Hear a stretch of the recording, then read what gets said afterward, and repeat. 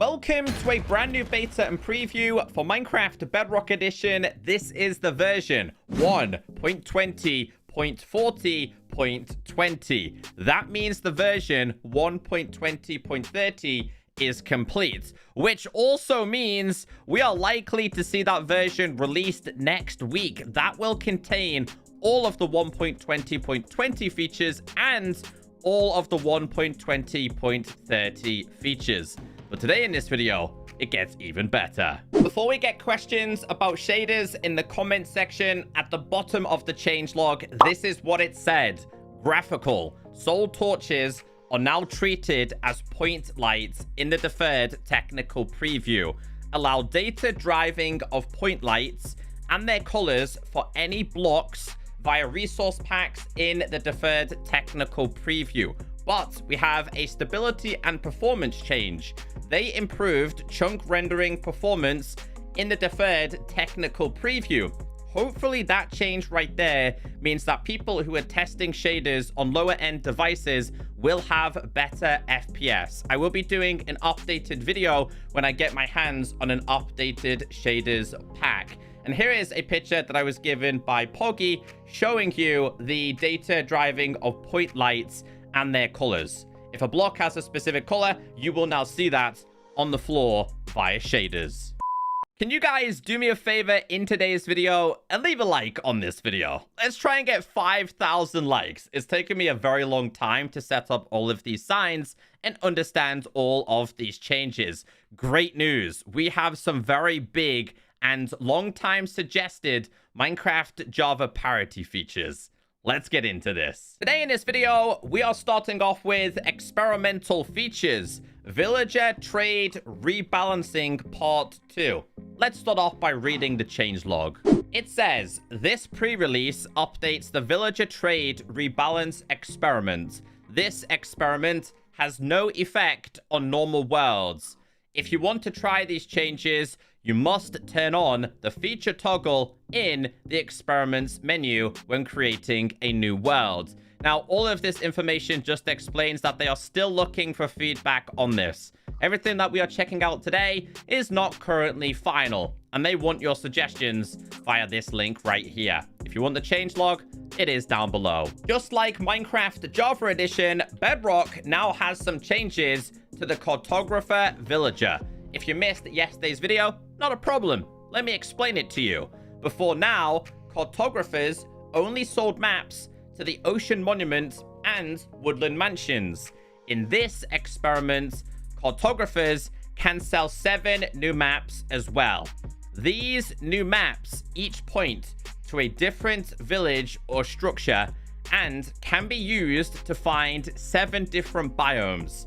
This will help players who want to quickly find a specific location without waiting until they come across it by chance. So 7 new maps have been introduced. I had to go and do a bunch of exploring for these, by the way. We now have the Desert Village map, which will take you to a desert village. Next, we have a Jungle Explorer map. There's no such thing as a jungle village, so it takes you to a jungle temple. Next, we have a Plains Village map, which is just one of those plains houses. Next on our list is a Savannah Village map. Then we have a Snowy Village map.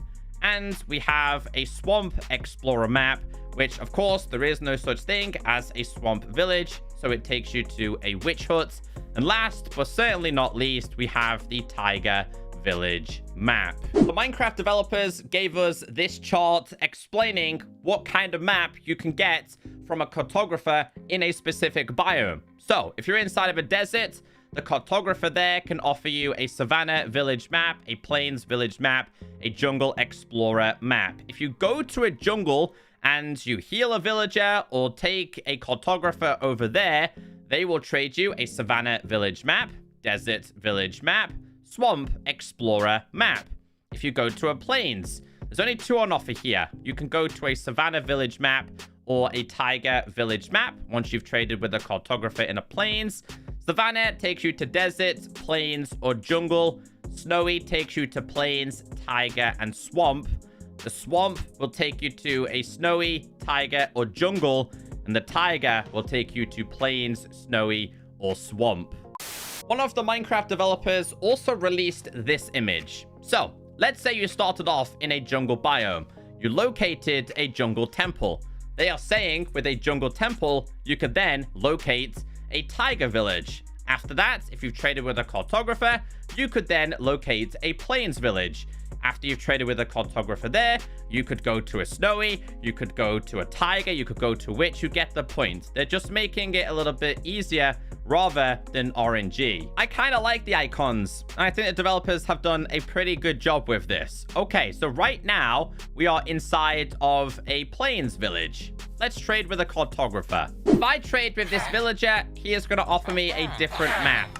Let's just unlock this one. This one is to a tiger biome. So what I'd say now is if I go to this tiger biome, which we're going to do, and I then trade with a cartographer there, they can take me to a new location. A few moments later. It took a little bit of time, but we're now at the tiger village. So now, if I was to go to this villager, fully trade with this villager, I could now go to a snowy village, or I could go back to a plains. Let's go back to a plains. 1 hour later. I've now found the plains one. If I really wanted to, I could trade with this villager. I think the other location would be a savanna. I could then locate a savanna. You get the point. It's just less RNG and now more predictable. Cartographers are not the only villagers that changed. Also, armor villager changes. These are nerfs more than anything else. It says the biggest change is that buying diamond armor now requires paying a small amount of diamonds as well as emeralds. This is meant to make the armorer's diamond armor trades less useful at the start of the game when players don't have any diamonds, while still giving a powerful advantage to advanced players who have spent some time collecting diamonds. Other changes include most master level armorers buy iron blocks. Chainmail armor is exclusively sold by the secret jungle and swamp armorers. The Savannah armorer sells cursed diamond armor at reduced prices. The Tiger armorer can swap one piece of diamond armor for another. Let's read the change log. A word of advice, guys. Take a screenshot of this picture as well. You are going to need it in the next Minecraft update. Okay, so in the first villager changes, they changed the way we trade with librarians and how you get enchanted books from them. They made enchanted books biome specific. As you guys know, if you want to get mending in the next update, you have to trade with a librarian villager that's inside of a swamp. It's the same for the armorer trades, because if we go to a swamp, not only is this one of the only 2 places where you can get chainmail armor, but it's the only place that you can get mending while trading with the armorer itself. Now, swamps don't have villages, right? That means you have to cure them, save them, build a village if you wanted to, and then you have access to all of these. Now, they are saying at Master Trade, all of these being desert, jungle, plain, savanna, snow, and swamp will let you trade 1 block of iron for 4 emeralds. But if you go to a tiger biome, this one right here, you can trade 1 diamond block for 42 emeralds. I don't know anyone who's going to do that. Sounds good on the surface, but not something I'm going to be doing. If you wanted the curses, they are much cheaper versus going to, let's say, I don't know, trying to get yourself the snow frostwalker version for your boots and stuff like that. So yeah, again, these changes are huge and they're pretty much nerfing the armorer. So this guy right here, I fully maxed them out. Takes a little bit of time to trade with them. So if I now wanted to get myself diamond leggings, I need 3 diamonds and 16 emeralds to get them. Let's see if there's any guy here that I haven't traded with. Ah, there you go, right there. Diamond leggings. Now, one thing you'll notice is we're in a plane, so all of the trades are protection. Doesn't matter which one I go to, they're always going to be protection. If I go to you, they are always going to be protection. Now, this guy right here, I can sell an iron block for 4 emeralds. It's much cheaper than selling 5 ingots for 1. So they're saying that's better. Now, again, they said most of them will sell me emeralds for 1 iron block. Yeah, bro, I did a lot of trading, and only one of them actually offered it to me. Well, I haven't traded with this guy, but yeah, so it's not as common as you think. Hopefully it will be in the next update. But yes, if you wanted to get specific diamonds or enchanted armor, that's also biome specific as well. Like I said, the tiger one is a little bit weird. When you come here and trade with an armorer, in order to get the boots, I would have to trade a helmet and 4 emeralds to get them, which is really weird. And then after I've done that, I could then try and get the leggings as well. Now, we're just going to do a bunch of trades here until we get to the master ones. I've now fully traded with this guy. I can now buy the enchanted version, which will cost 18 emeralds and 4 diamonds. But I can trade a diamond block for emeralds. In fact, I could do a bunch of that. If you come to a swamp, fully max out a villager here, you can see here we can get the chainmail, and we can get chainmail with mending on. Some other important changes include structure loot. Certain enchanted books now have a high chance of generating in some structures. Ancient cities provide more mending books. Mine shafts produce efficiency, anywhere from efficiency 1 to 5. Pillager outposts, you can get quick charge 1 to 3. Desert temples produce unbreaking 1 to 3. Jungle temples, unbreaking 1 to 3. Let's test that theory. Found myself a pillager outpost. This has quick charge 2. Let's see if this temple has unbreaking. Like it said, nothing inside of there, nothing inside of there, nothing inside of there. And unfortunately, nothing inside of there. So it's not a 100% chance. So mine shafts are supposed to offer you efficiency. Let's see if this one has any. It has efficiency 5. We got pretty lucky there. Moving on to features and bug fixes, starting with accessibility. Fixed an issue where text-to-speech did not say how to open chat or emotes. Text-to-speech message for pop-up title/description is now played properly. Audio changes. Guardian and Elder Guardians make flopping sound again when on land. All right, let's test this one. So we got both of these. Let's place this down. They now have a flopping sound. That was broke previously. Another change includes wither skeletons now have their own unique sounds. Listen to this one.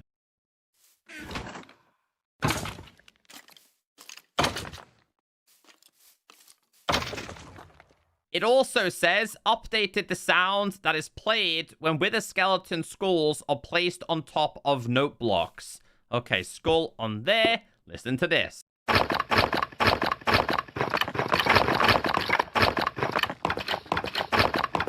This one is the cutest. Stray cats now play a sound when begging for food. Did you get jealous there, little guy? All right, stray cats, listen.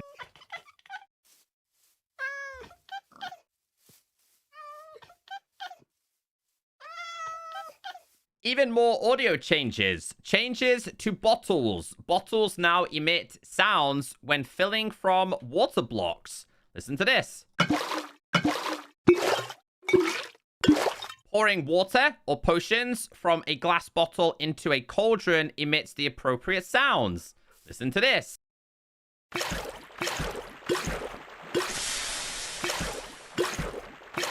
Filling a glass bottle with water or potion from a cauldron now emits appropriate sound. Listen to this.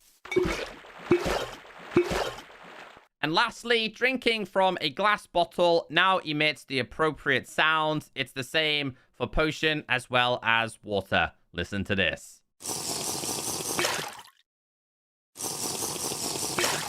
Moving on to gameplay changes. Skulk block no longer drops XP when mined with Silk Touch. So if we go to / game mode S, previously you could do this, you get XP, and you'd still end up with the block. Yeah, they fixed that. Zombie villager curing time is now randomized between 3 and 5 minutes to match Java edition. What was it previously on Bedrock? If somebody could let me know. All right, let's actually test this and see how long it actually takes.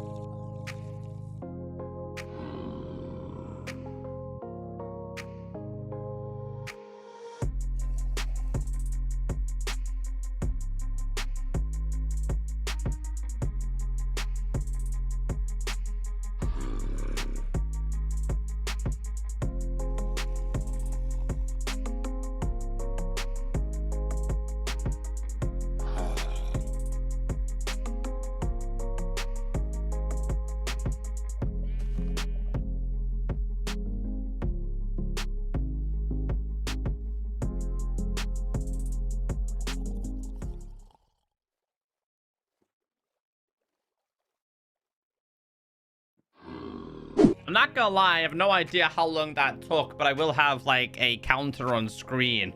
That seemed to take a lot longer than I expected though. They fixed an issue where moving slowly on soul sand would sometimes cause the player to not receive the soul speed movement speed. We have a bug report. This seemed to be a parity issue because on Minecraft Java Edition, if you had a trapdoor and soul speed on and you went across a soul block, you can see you are moving a little bit faster. But if we go back and we check out the Bedrock one, prior to this update, if you tried to do this, you still went slow and yeah, you just didn't move the way soul speed was meant to be moving. So if we grab the boots, we put this on, do this in third person, you go down, you'll see here, the screen moves slightly. Now, I tried this on both of the blocks, and it does look like they have actually fixed it for both of them. You can see the particles, and you can see me moving a little bit faster. Players can no longer sometimes clip through blocks when flying in creative mode and spamming the sneak button. Players can no longer sometimes clip through blocks when gliding with elytra into blocks. Buckets can no longer pick up liquids for a few ticks after they've been placed. We have a bug report. That means you can now MLG Water Bucket clutch a lot better on Minecraft Bedrock Edition. It's been an issue in all of these versions and was reported back on the 20th of September, 2020. So I'm just going to show you here. If we go up here, I got a / game mode S. We want to do an MLG 360 Water Bucket challenge. You can't instantly pick it up now. There is a slight tick when you are dropping down. I love it. They said this should help make placing and retrieving liquid in a quick succession far more consistent, as well as help players that are using a water bucket to quickly avoid fall damage. Check this out.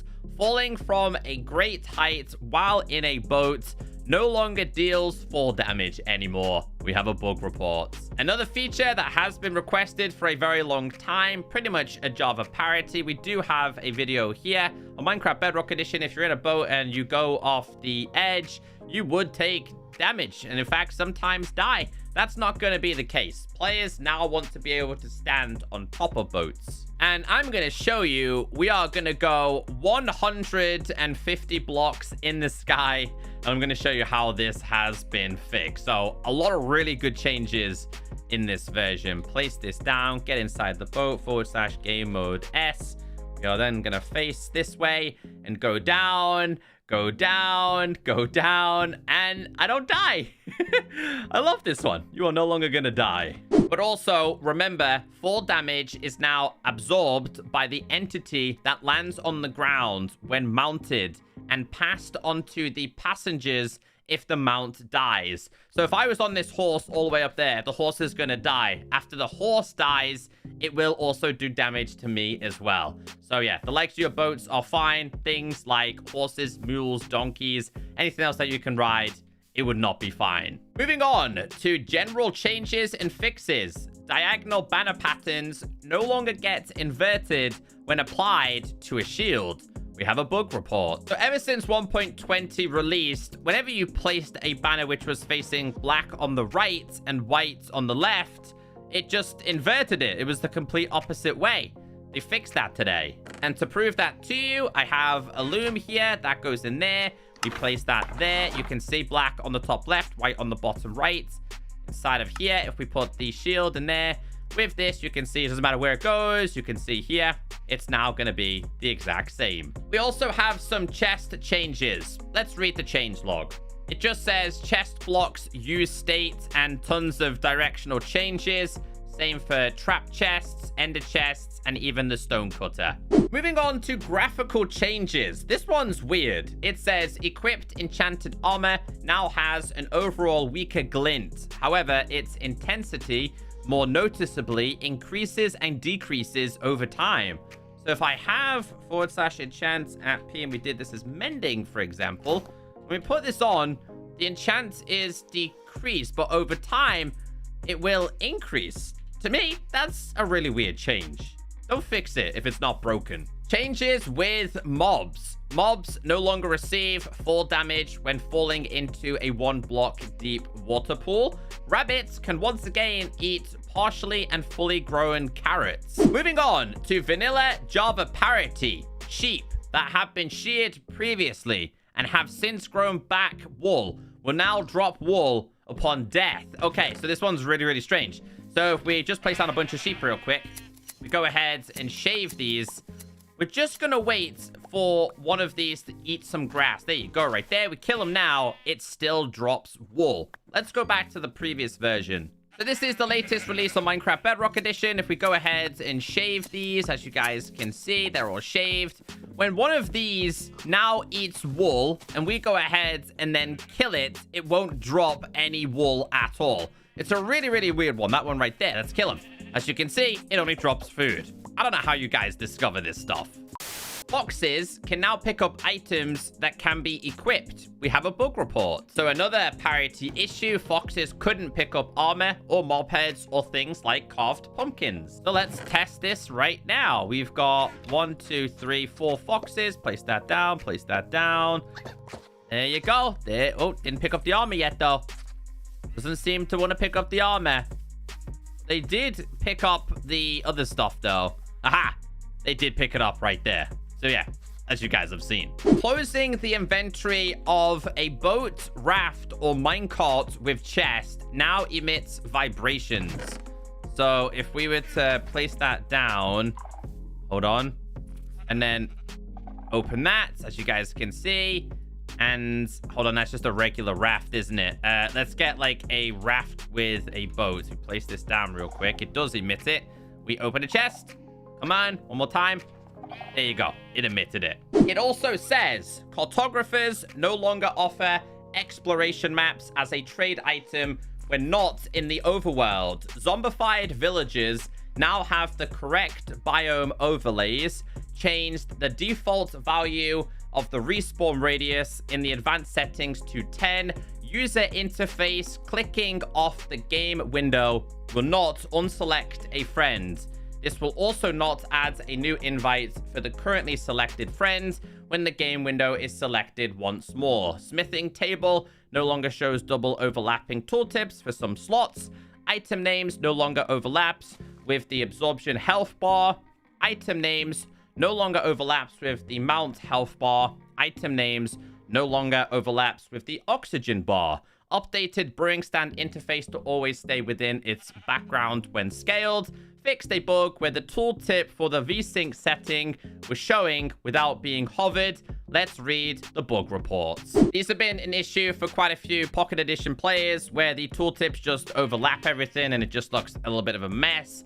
The next one here, again, it seems to be the same issue for many different things. And you can see it again there. There was one with the heart situation.